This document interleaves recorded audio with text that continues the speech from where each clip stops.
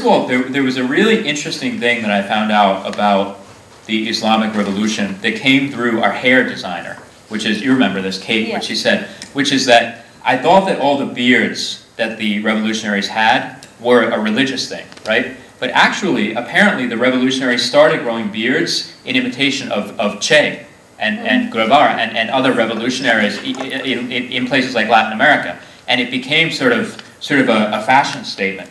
And then eventually, that revolutionary look was adopted by the Islamic Revolution. So there was that strange sort of sidebar.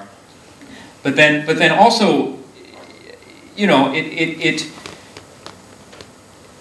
talking to various Iranians, you know, it's a very delicate thing, right, to be an American filmmaker making a film in the year 2012 about Iran and that has to do with Islam in any way.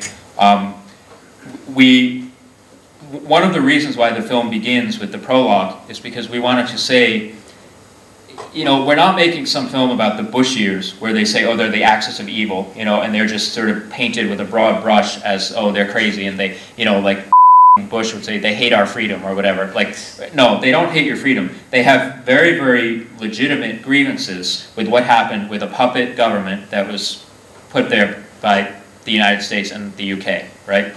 So we wanted to make the beginning of the film political and to not make it religious. And that was an important thing. And Ben and I talked a lot about that. And I think Ben handled it well, because you see Mossadegh and you see the Shah, and you should get a sense when people come to the gates of the embassy that, you know, there's a woman, well, Julie has heard me say this because this is one of my favorite images in the film, which actually is in some ways an image that recurs all over the world, you know, in South America, elsewhere, of a woman holding the photograph of her son who's been killed, right? And that's a universal, that it could be in Argentina, it could be anywhere, the universal image of a mother holding a photograph of her child who's been killed for political reasons. That's the shot that you see briefly at the beginning of the film.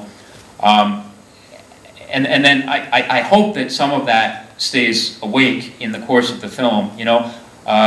But that was hard to say this is a political fight and it has nothing to do with Islam. You know, it's an escape story, so eventually it becomes, yeah, there are bad guys with guns who are yelling and screaming and running through the airport, but I hope that the film feels like it's all about politics and geopolitics and not about Islam.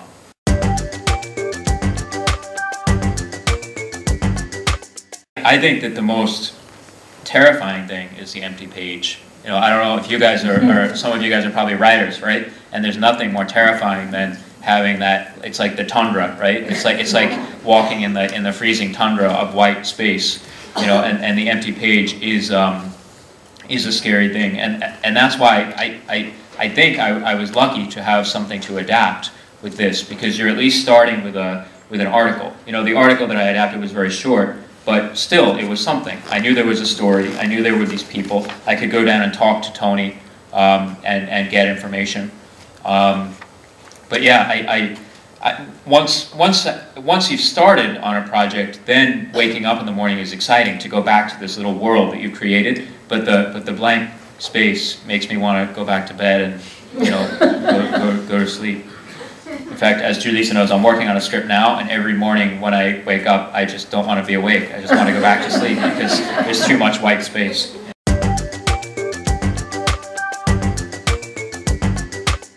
I mean, I hope it's good. I don't know yet. I guess in 10 years we'll know if it's good, right? That's the thing about film, right? We won't know for 10 years whether it's a good film.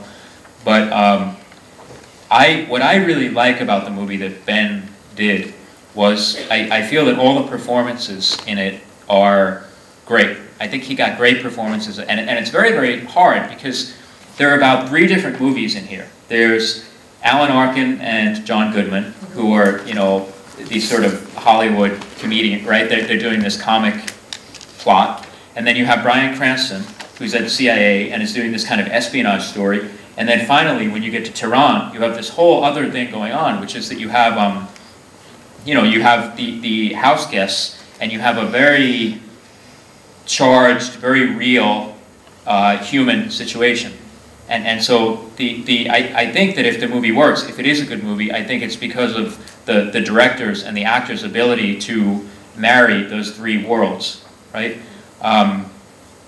You know, I love actors, and I love watching them work, and I love how some of my heroes are actors, because it's very easy to sort of get cynical about actors and what they do, but when you watch a great actor acting, it's like, as we've said before, it's like watching Michael Jordan play basketball or something. You just, because the amount of concentration and skill and you know, needed to do a close-up, like a really good close-up is an unbelievable thing. And so when you're, you know, I'd be on set, I was on set the whole shoot of Argo, and I'd be watching at the monitor, and sometimes you just, you know, you're like this. It's like when you're watching a game and the score is close, and you're like, oh, don't lose it, don't lose it, don't lose it, you know. And so, so yeah, I credit the director, who of course is also an actor, so I think he has intuition about actors, and I credit the cast if the story works.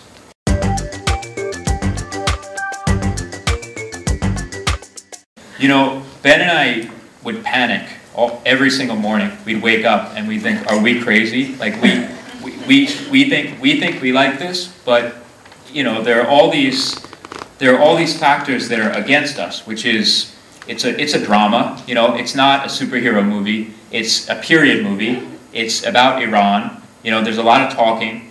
There's no sex in the movie.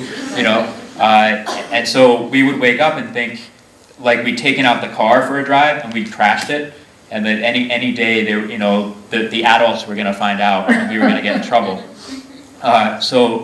So we had no idea, and then we worked in the editing room, and we still had no idea. But Ben would have little screenings for friends and family where he would show it to and he knows a lot of actors, so he'd show it to other actors, and you know, Matt Damon would come and give notes and say, I don't like this, I don't like that, or you know, his wife Jennifer, who's an actress, would watch it, and that's a great thing, to have a little community of people who you trust who can give you notes. But still, we thought, well, maybe they're just being nice because they're our friends, right? It's the same with any of us, you know. If you give a friend something that you wrote to read and they're nice and they say it's good, you think, oh, maybe it sucks, you know. Like, but then finally we had a test screening, and Ben just kept texting me during the screening, and it was in California and I live in New York, so I was not there. But he texted me, okay, people are laughing. And then still laughing. People seem to like it. Audience is quiet. Maybe they're asleep. And then finally, he said, the plane took off and people applauded. And we thought, oh God, maybe the movie makes sense. Maybe. They got it.